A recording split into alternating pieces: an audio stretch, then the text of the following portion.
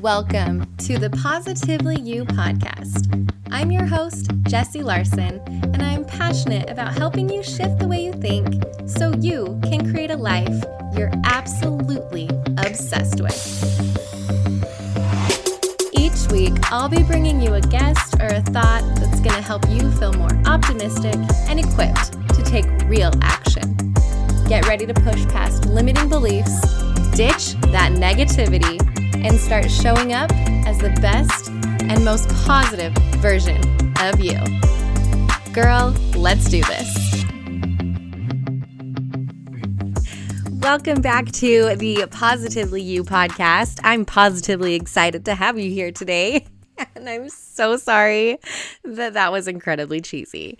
But you know what? I'm feeling in a little bit of a playful mood today, which is exactly what we're going to dive into in just a little bit. So get excited.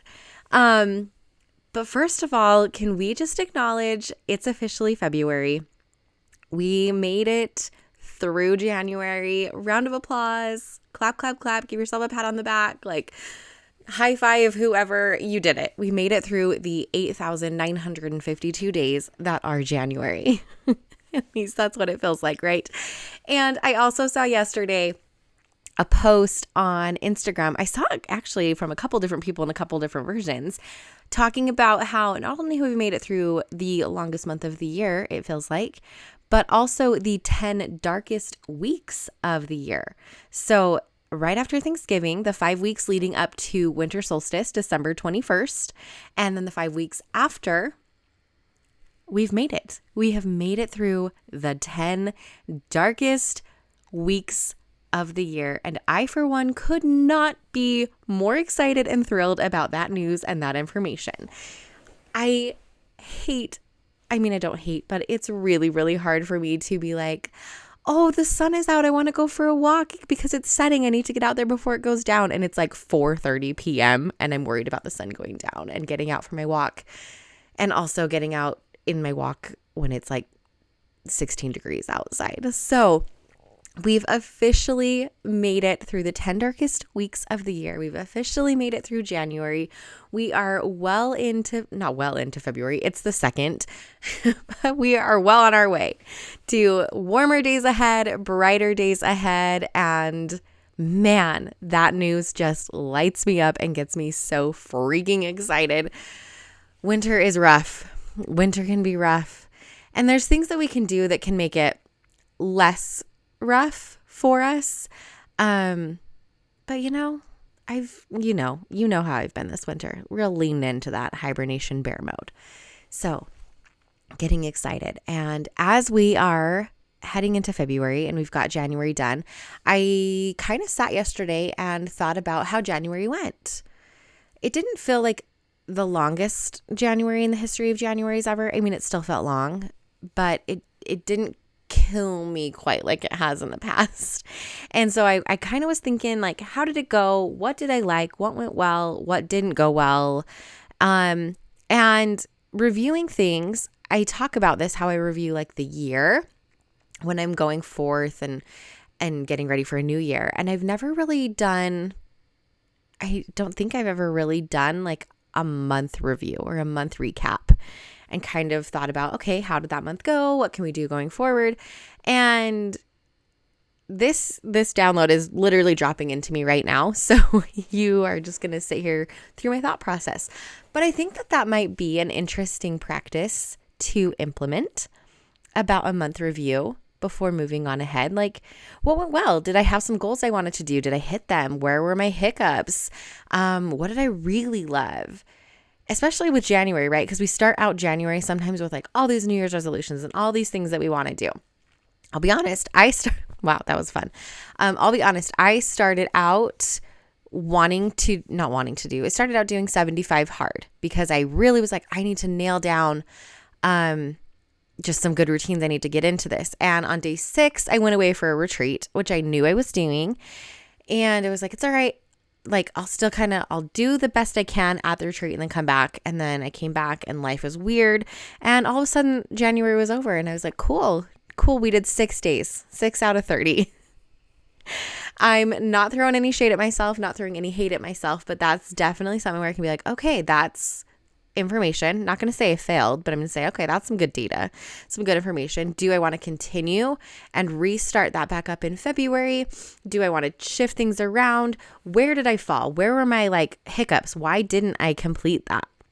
Right? And taking it just kind of as like information.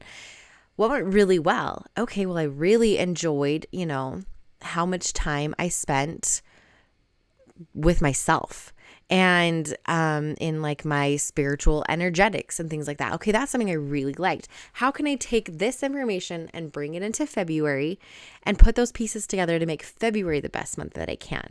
And then at the end of February, recap and kind of look. So I'll let you know how this goes at the end of February. If I like this little plan and this little project of recapping my months, I'm going to try to come, okay, you guys are here for like the real processing an idea in real time. So this is fun. I'm hoping you like this. So I invite you then to join me in recapping how January went for you. What went really good? What didn't? Where were those hiccups if it didn't go according to plan or what you wanted? And what is one simple thing that you could do to either get yourself back on track or to implement? I'm so big on the one thing. And I think that's where I got tripped up. Is not having like a one little thing. So heading into February, what's one thing that you can do to improve on, to move forward, that's going to bring light and happiness and joy into your life? What is one thing that is going to bring more playfulness into your life? Playfulness is a word that we're going to dive into today. So, as you know, I came up with a word of the year for 2023, which for me was discover. And I will say January was definitely a month of discovery, and I'm really excited to have leaned into that. I went to that retreat, got to learn a ton of new things, got to discover new people, discover things about myself, discover some new little practices to put into place in my life. Just so much discovery. I went to a new workout class, just so many fun little things to discover. We went to a new restaurant and out with new friends. We went to a symphony for our date night, which was out of our usual kind of just run and grab dinner really quick, while we leave the kids for 10 minutes kind of date night. So I will say that having an intention and a word really helps you to stay kind of focused on the things that you want to do. And as I was talking about that, I had a conversation with a couple of friends a few days ago, and one of my friends brought up the word that she just felt really playful. And that really stuck with me. I was like, playful, that's not a word that we hear very often, especially as adults. You don't describe someone as playful, and you don't describe yourself as playful. But I loved that she was saying I did this thing and I just felt fun and playful. And I like the idea of having a word of the year, but I also kind of as you're reviewing your months and reviewing your quarters and your seasons and where you're at in life, figuring out what is that intention? And so I'm pulling in playfulness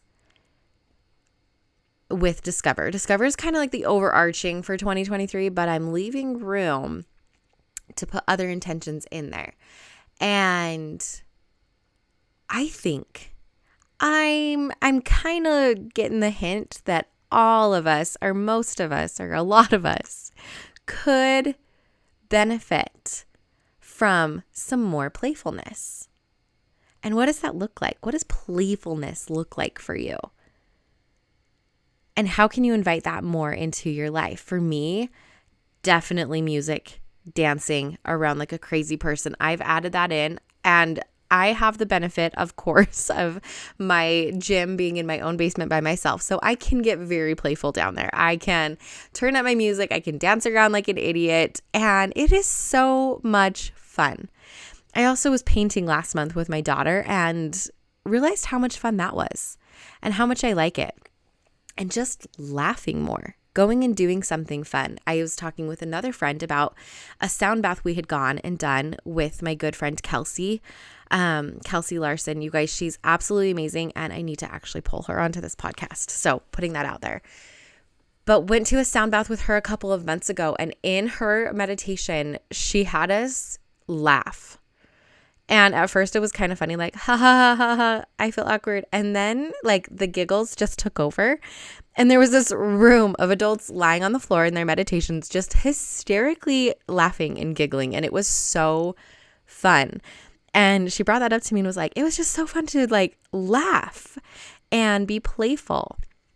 And so, yeah, that's just kind of been on my mind a little bit about this playfulness attitude and this more lightheartedness and leaning into our inner child. And what did like child you really get excited about? What made you laugh? What made you feel creative and playful? So my invitation for this month, the month of love, the month of, we've got Valentine's coming up. And so we're focused on love and our partners and our relationships and Galentine's and our friendships and our relationships with our kids as well. And our relationship with ourselves is probably, not even probably, I'm going to say it straight up. The relationship with ourselves is the single most important relationship that we need to work on. And how fun to have the intention of working on the relationship with ourself and self-love, to have the intention be through playfulness. I don't know about you, but like that puts a huge smile on my face just thinking about it. Like, oh, playfulness. Like that's exciting. Because sometimes this like self-love work and this like growth and improvement, it can feel not heavy, but it can feel serious, right? Like, why so serious? That was my very lame attempt at a Joker impersonation. Wow. I should probably just take that out and edit that out, but I'll leave it in because we are real here. But there you go. There's a little bit of real-time playfulness for you. Me making a complete fool out of myself, but it was fun. I enjoyed it. It was a great time. So heading into February for this next month, these are the things that I'm inviting you to do, to take a look back at January and give yourself a little recap. How did it go? And heading into February, inviting you to lean into my intention, you can join me, of playfulness. What can you do to add some more playfulness to your life? And to your relationships as well. I think that that's something that gets missed is, we're working so hard on our relationships, and it's like marriage is hard and it's hard work and we're working at it. And let's see if we can add a dose of playfulness to that, of laughter. Just some more like wonder. Okay, so with that, I'm going to plug the episode. Shoot, I don't remember off the top of my head which one it was. I will link it in the show notes, so go click there. The episode I did on wonder from like last January, probably.